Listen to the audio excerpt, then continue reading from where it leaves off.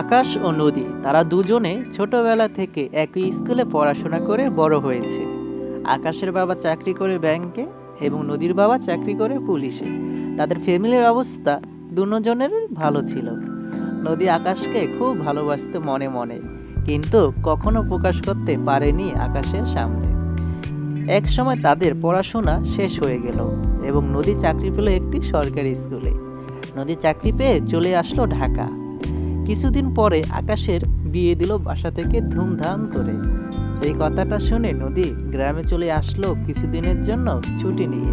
বাসায় এসে সারা দিন রাত কান্না আর কান্না, কারণ মনের মানুষকে ভালোবাসার কথাটা বলতে না পারা।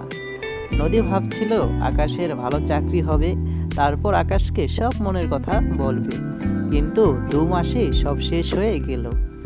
আকাশেও সুখে শান্তিতে সংসার করা শুরু করে দিল। এইভাবে চলে যায় আরো 2টি বছর। এরপরে আকাশের একটি ফুটফুটে ছেলে সন্তান হলো, আর ওইদিকে নদী একটি সরকারি স্কুলে চাকরি করে দিন কাটাচ্ছে।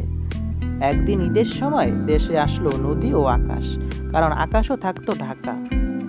হঠাৎ তাদের দেখা হলো। আকাশ তো অনেক খুশি, কারণ পুরনো সেই বন্ধুর সাথে দেখা হয়েছে।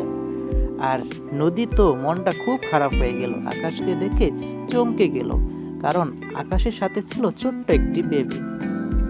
মনটা খারাপ করে বলল, কেমন আছো আকাশ?